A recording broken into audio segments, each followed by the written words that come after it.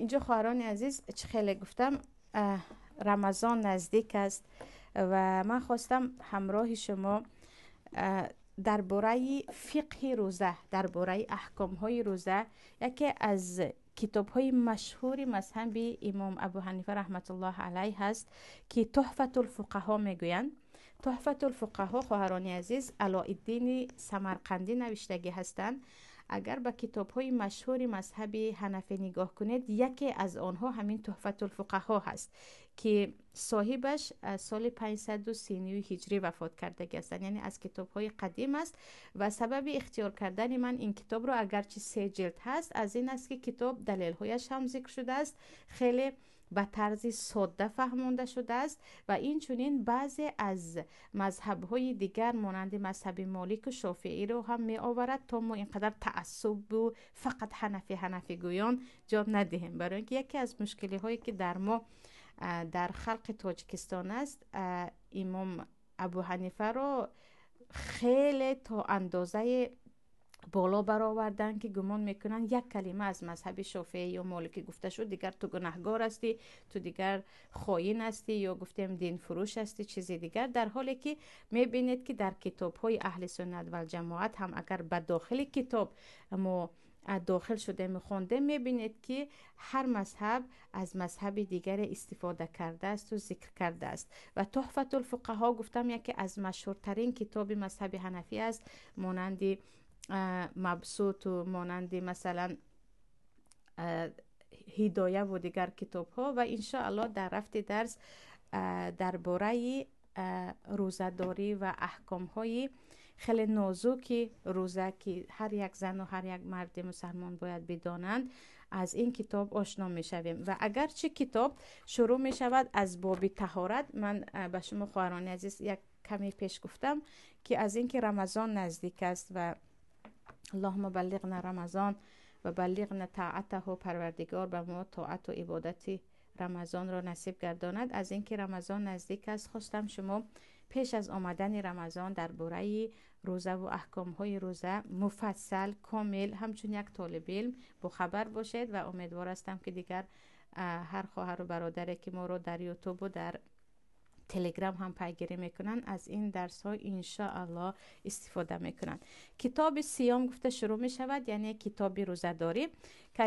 روزه خواهران عزیز عموما صوم، همین کلمه در زبان عربی خودداری کردن است. برای همین از گفتن خودداری کردن را صوم عن الکلام هم میگویند. اما روزه داری در شریعت یا در فقه معنایش خودداری کردن از خوردن و از نوشیدن و از همبستری در روز رمضان است، یا از پگاه روزی تا بگاه روزی است که الله در سوره بقره میگوید و کلوا واشربوا حتی یتبین لکم الخیط الابیض من الخیط الاسود من الفجر. بخورید بنوشید، هم خوابگی برایتان حلال است. پیشتر از این میگوید تا اینکه صبح نمایان شود، یا گفتیم روشنی صبح دست تاریکی شب به شما نمایان شود. یعنی معنای روزه چی هست؟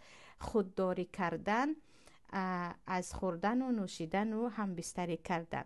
و علاءالدین سمرقندی میگویند بدانید که در شریعت 14 نمود روزه هست.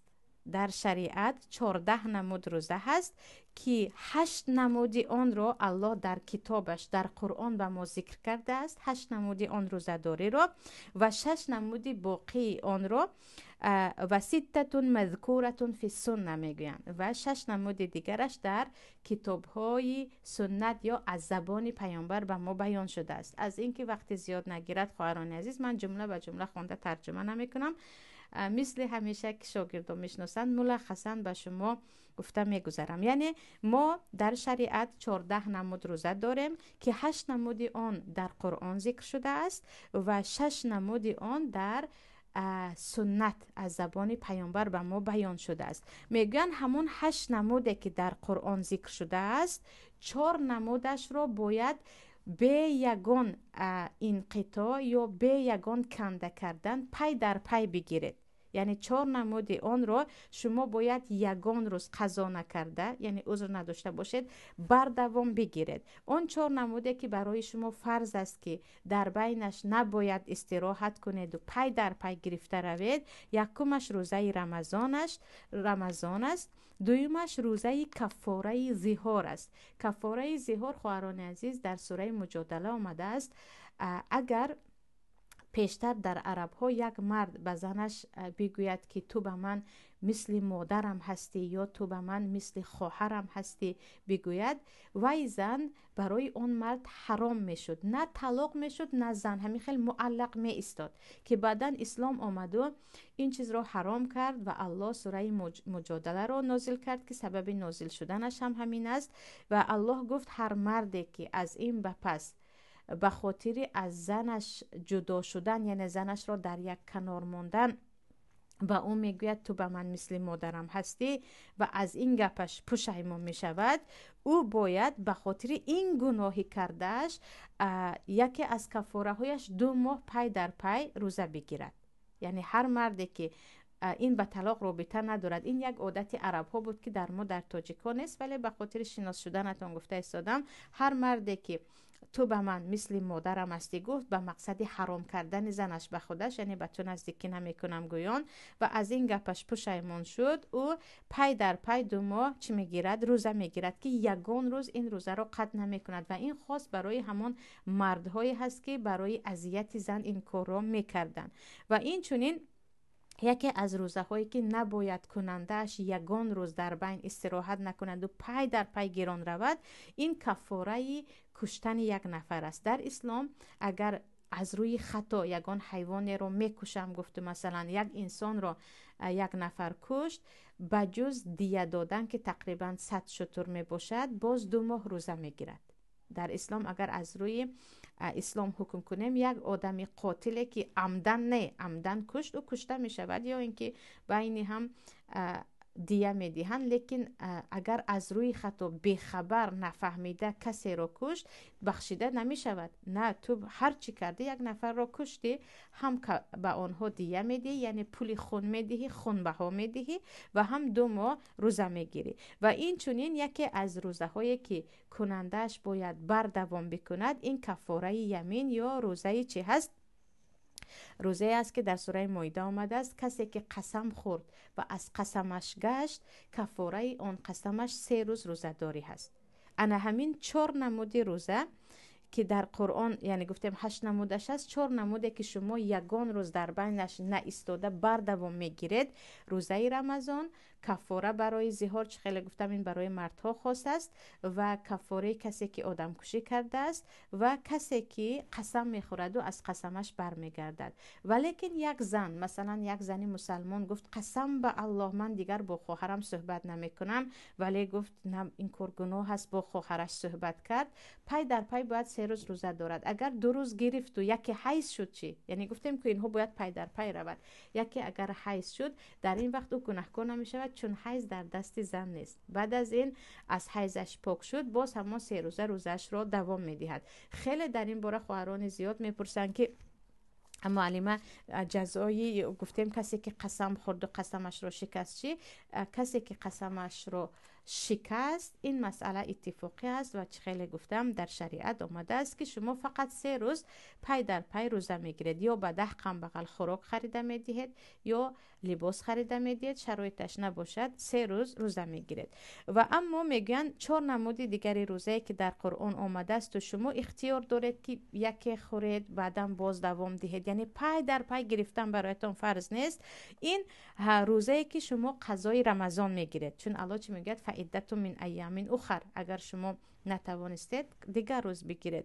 قضای رمضانتون رو که اکثریت خواهرها همین رو میپرسن، قضای رمضان رو شما حتمی نیست پای در پای بگیرید، شما در بینش استراحت کرده گیرید می شود. قضای رمضان است. و این چنین روزه هست که آنهایی که در حج هم عمره کردن هم حج فرضی کردن ولی شرایطی گوسفند کشتن نداشتن، آنها میگیرن 3 روز در حج و 7 روز وقتی که برگردن، که در سوره بقره آمده است آدم هایی که عمره کردند و حج کردند و شرایطی گوسفند کشی ندارند، یعنی حج عمره رو در یک وقت کردن، اینها باید 10 روز روزه بگیرن. 3 روز در حج، 7 روز آمده در وطن که همون 7 روز رو جدا جدا بگیرن، هم یعنی در یک هفته 2 بار 3 بار و دویم هفته بگیرن باکی نیست. و این چنین هر مردی که یکی در وقت حج کردن شکار میکند، شکار کردن در وقت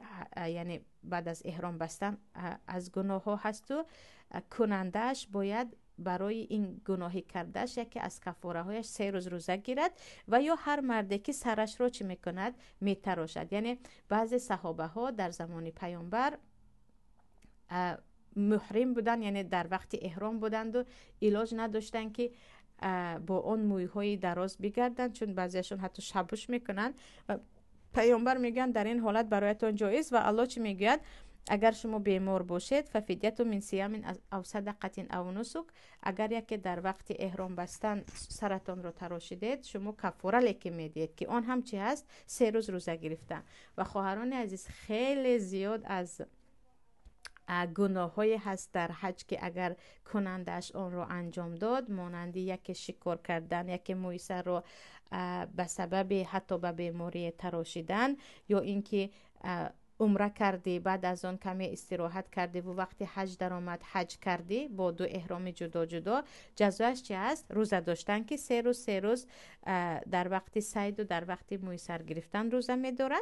اما اونه که مثلا عمره کردید، بعد از عمره حج هم کردید و آمدید اما برای قربانی پولتان نبود، 7 روز می آید و در وطن روزه می گیرید. انا همین قضای روزت رو گرفتن و در وقت عمره و حج را یک جای کردن و آنجا قربانی کردن نتوانستی 10 روز روزه گرفتن و یکی حیوان رو کشتی یعنی شکار کردی روزه گرفتن و موی سرت رو تراشیدی روزه گرفتن، اینها همش در قرآن در سوره بقره و مائده آمده است. پس این 8 نمود چی بود؟ روزه بود که در قرآن الله ذکر کرد. 4 نمودش حتمی پای در پای روزش رو میگیرید. روزه که چی بود؟ روزه رمضان، کفاره ظهار و کفاره کشتن یک نفر و کفاره قسمتان. اما 4 نمود دیگرش چی گفتیم؟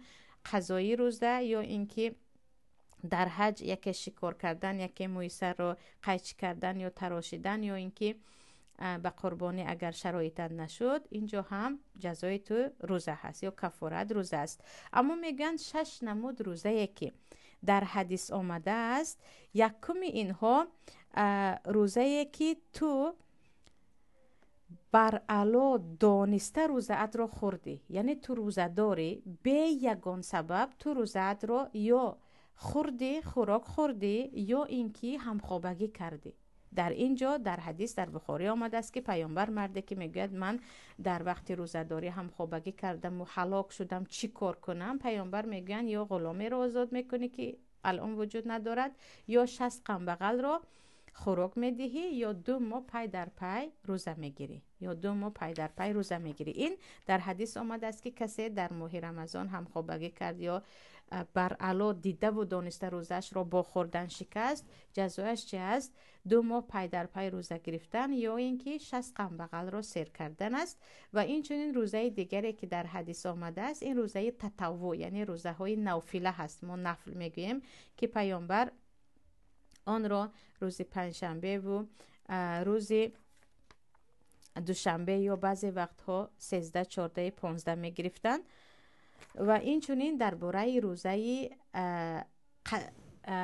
نظری آمده است، یعنی هر کسی که میگوید من اگر همین کارم حل شد 2 روز روزه میگیرم، یا اگر من صاحب فرزند شدم 1 ماه روزه میگیرم، که پیامبر این رو چی میگویند؟ وقتی که نظر کردید به نظرتان وفا کنید، حتما باید آن روزهتان رو بگیرید.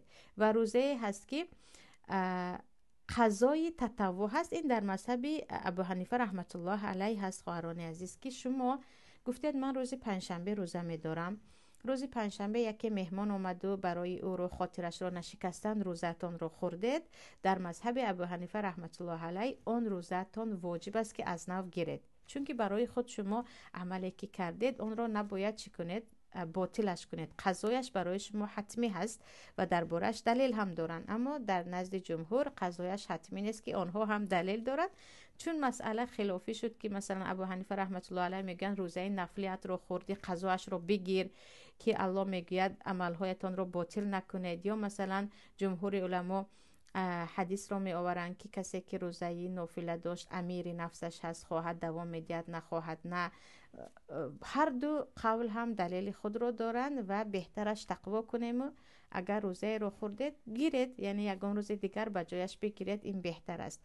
یعنی قضای روزه نافله رو خورد از نو گرفتن و هر کسی که روزه های نفل نظری دارد، یعنی نظر میکند که همین کارم شد من روزه میگیرم، این روزه رو گرفتن. این چونین روزه های نافله عادی پنجشنبه دوشنبه گرفتن و این چونین چی گفتیم یکی خودت روزه رو عمدن قصدن خوردی روزه گرفتن، اینها همش در حدیث پیامبر ذکر شده است. و این چونین روزه که روزه اعتکافی است. مثلا در اعتکاف بودید شما، در مذهب ابو حنیفه رحمت الله علیه میگن شما اگر اعتکاف نشستید روزه دار باید اعتکاف نشینید، یعنی در مسجد اگر رفته نشستید و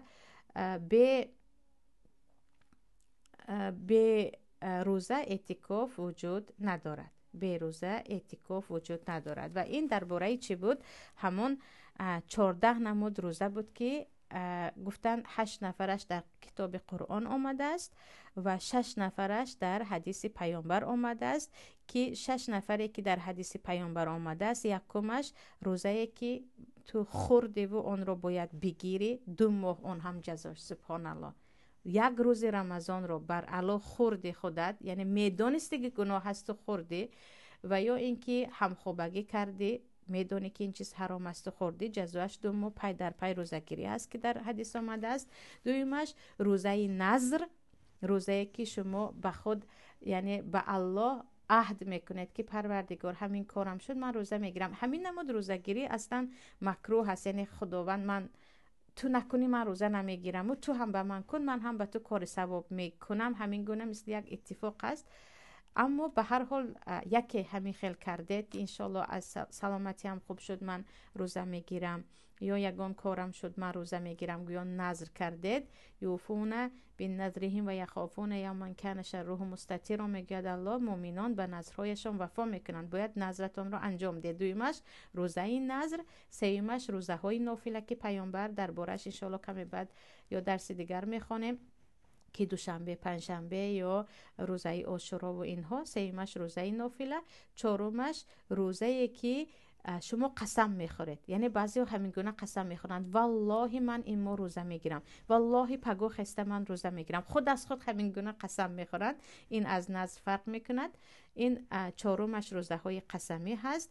پنجمش روزه هایی که به اعتکاف است، یعنی شما در مسجد می نشینید از پگاه روز تا بگاه و با آن همراهش روزه میگیرید.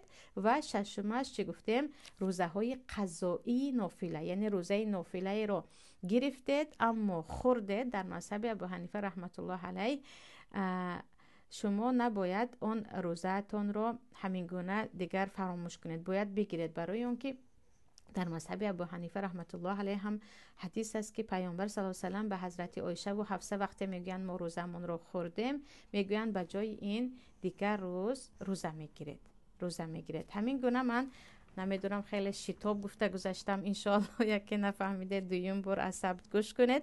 برای شما 14 نمود روزه رو الان گفته گذاشتم. درباره روزهایی که روزه گرفتن مکروه هست و روزهایی که روزه گرفتن در آن مستحب است، صحت و سلامت باشیم، درس دیگر باز گفته میگذاریم.